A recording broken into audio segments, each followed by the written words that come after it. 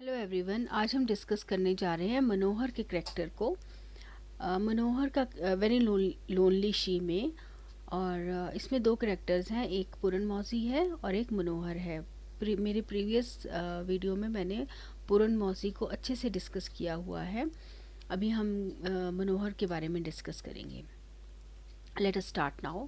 Manohar is both the narrator and the focalizer. वो narrator है, narrate कर रहा है स्टोरी को और फोकस उसी पे है। We get to see what he sees and narrates. हम वही पा रहे हैं जो कि वो देख रहा है और नरेट कर रहा है, हम वही देख रहे हैं। It is through him that he get to experience the plight of an old women who is his मौसी।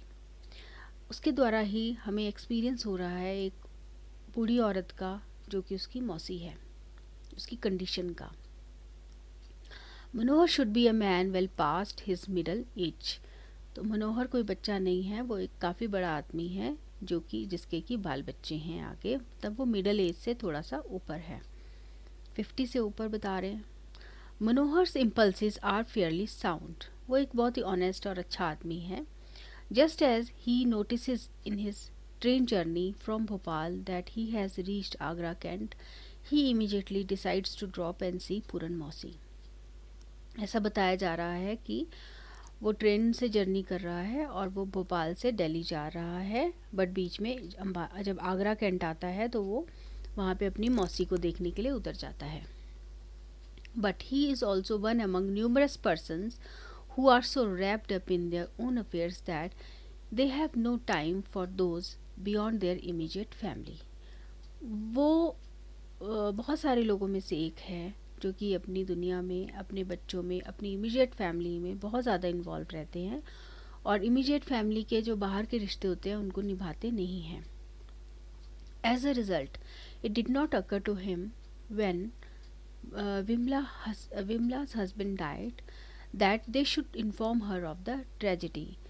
यही इसी का नतीजा है कि जब विमला के हस्बैंड की डेथ हुई तो मौसी को नहीं बताया गया, इस ट्रेजिडी को के बारे में मौसी को नहीं बताया गया, क्योंकि वो अपनी इमीडिएट फैमिली में इतना बिजी है कि उसको बाहर के रिश्तों का ज़्यादा ध्यान नहीं है। This was a glaring omission and Manohar the honest man that he is has no excuse to offer for it. और ये जो है ना बहुत ही हार्शली मौसी को डिलीट किया गया है, इससे इग्नोर किया गया है। मौसी को ये ना बता के कि उनके जीजा जी की डेथ हो गई है।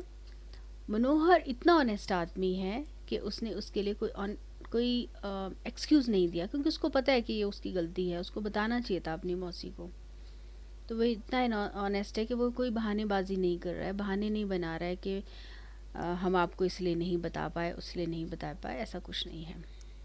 एक सिंपल सा आदमी है वो।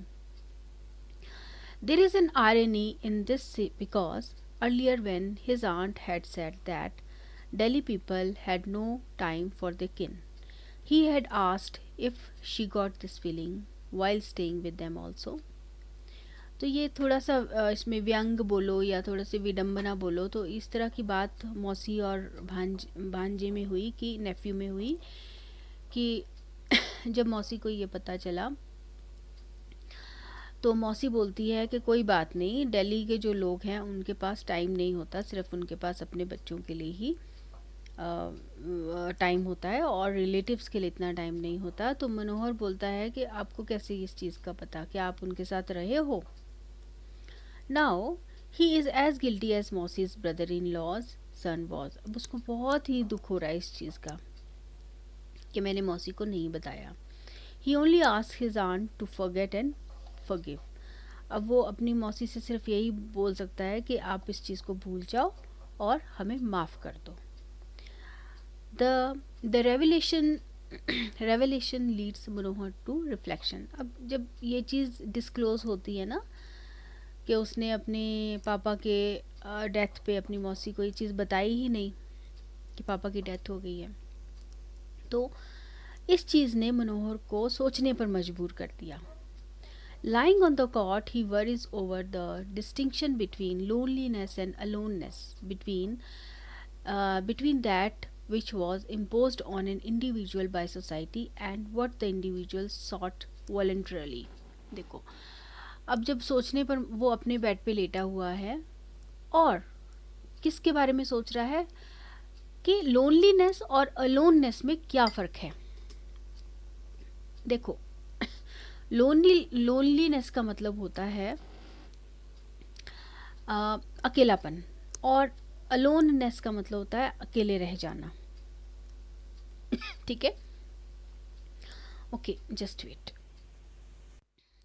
अब इसमें वो विचार कर रहा है कि इन दोनों में से कौन सी चीज़ है जो कि सोसाइटी द्वारा आदमी पर डाल दी जाती है या आदमी खुद से अपने आप ले लेता है. अब देखो ना, इसमें अलोननेस का मतलब होता है कि अकेले रह जाना. तो ये सोसाइटी तो नहीं डालती ना, ये तो सर्कमस्टांसेस होते हैं कि कोई लेडी घर पे है, उसके सारे परिवार वाले जो इमीडिएट रिश्ते हैं, उसके बच्चे, हस्बैंड अगर मर जाते हैं तो वो अलोन रह जाती है.